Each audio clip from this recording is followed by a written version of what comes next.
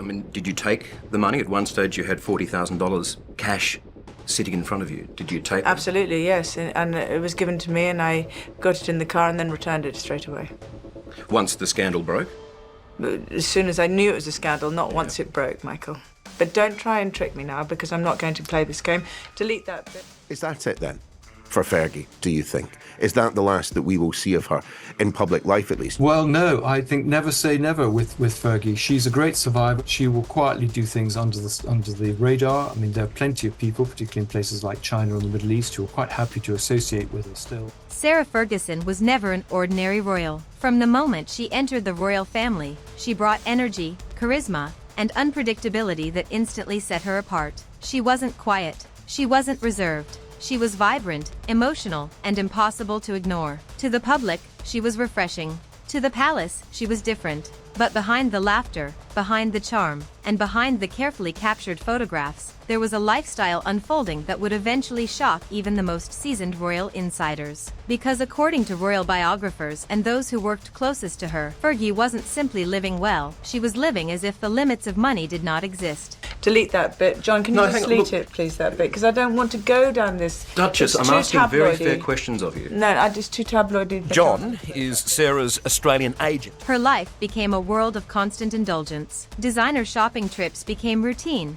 not occasional. Luxury gifts were purchased freely, often without hesitation. This wasn't celebration spending. This was everyday life. Lavish dinners were prepared nightly, meals grand enough to serve entire banquets, even when only a handful of people were present. Entire sides of beef, expensive delicacies, and extravagant spreads filled the dining tables. Yet much of it went untouched, discarded the next morning as if it had never mattered. It wasn't just food, it was everything. According to royal biographer Andrew Loney, who spent years examining her financial records, interviews, and internal accounts, Sarah Ferguson's spending evolved into something far beyond carelessness. It became a pattern. Personal trainers were hired on expensive annual retainers, even when they were rarely called upon. Beauty treatments, luxury skincare, and designer products arrived constantly, delivered through assistants instructed to never question the cost. Gifts were purchased in large quantities, sent to friends, acquaintances, and business contacts. To her, generosity was part of her identity, but financially, the numbers were becoming impossible to sustain. Some store accounts alone climbed into tens of thousands of pounds. Then came the moment that exposed just how serious the situation had become. In 1994, Coutts Bank,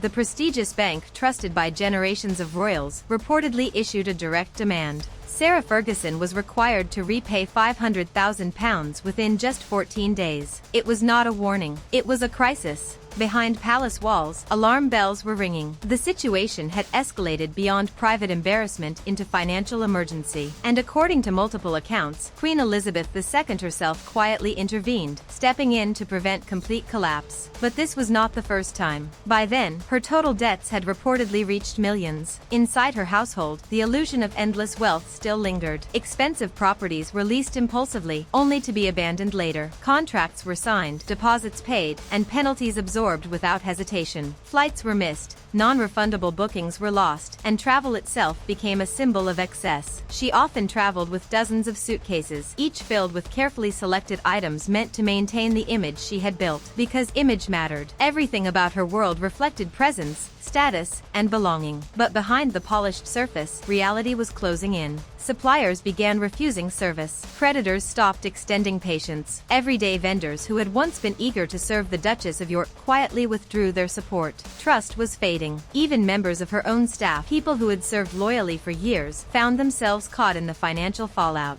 Some went unpaid, others were let go entirely. The lifestyle that once appeared unshakable was beginning to fracture. Yet even as the pressure mounted, she believed recovery was just one opportunity away. A new book deal, a television appearance, a business partnership. Each new possibility offered hope. Each new agreement promised relief. But the spending habits remained difficult to control, and the gap between income and lifestyle refused to close. By the mid-1990s, the illusion could no longer hold. In her autobiography, Sarah Ferguson Ferguson openly admitted the truth. She acknowledged massive overdrafts. She admitted she had struggled with financial discipline. She described herself as someone who gave too freely, trusted too easily, and failed to recognize the danger until it was already too late. It was a rare moment of honesty in a life often defined by image. But her story was never just about money. It was about belonging. After her divorce from Prince Andrew, her position within the royal structure changed forever. Though she remained emotionally connected, the institutional protection she once relied upon was no longer guaranteed. Yet the expectations, the public image, the identity she had built, remained. To outsiders, she still appeared confident. But internally, there were deeper fears. Fear of fading, fear of losing relevance, fear of becoming invisible in a world that had once revolved around her. Over time, she began the slow process of rebuilding. She turned to writing. She embraced charity work. She made public appearances and spoke openly about her mistakes. She acknowledged her flaws and accepted responsibility for her past decisions. Yet even as the pressure mounted, she believed recovery was just one opportunity away. A new book deal, a television. Even today,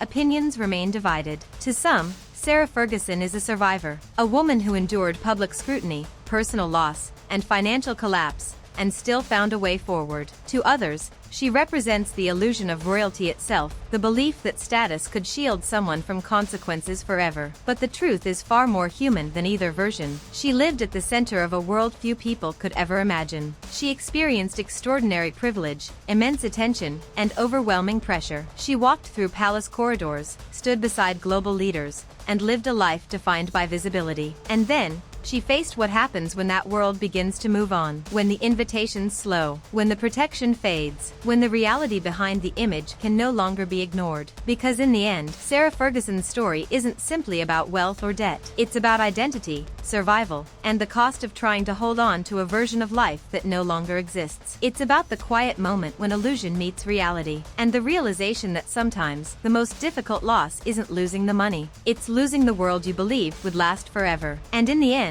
Sarah Ferguson's story became about far more than money, privilege, or royal status. It became a story about reality, about what happens when the glamour fades and the protection that once felt permanent begins to disappear. She had lived inside a world of extraordinary access, where doors opened without question and consequences often remained distant. But when that world slowly began to change, she was forced to confront something far more difficult than public criticism. She was forced to face life without the powerful safety net that had once surrounded her, and for the first time, the illusion of permanence gave way to uncertainty. The debts, the headlines, and the relentless scrutiny didn't just reshape her public image, they reshaped her personally. The woman once defined by her royal title now had to define herself in new ways. Piece by piece, she began rebuilding. Through writing, through charity work, and through continued public presence, she worked to reclaim control over her own narrative. She spoke openly about her mistakes, acknowledged her financial struggles, and showed a level of honesty that revealed the human side behind the royal image. It was no longer about maintaining perfection.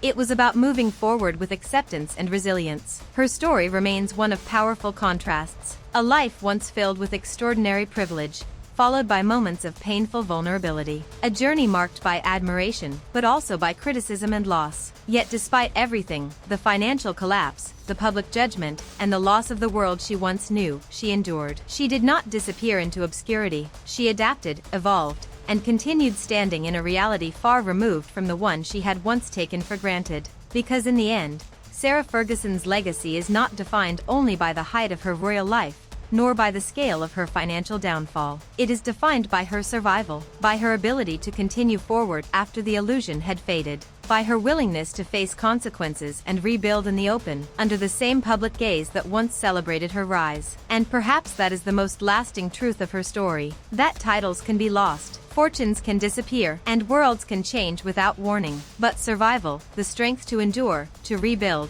and to continue, that is something far more powerful. Because long after the privilege fades, and long after the spotlight moves on, the true measure of a person is not how high they once stood, but whether they had the strength to remain standing after the fall.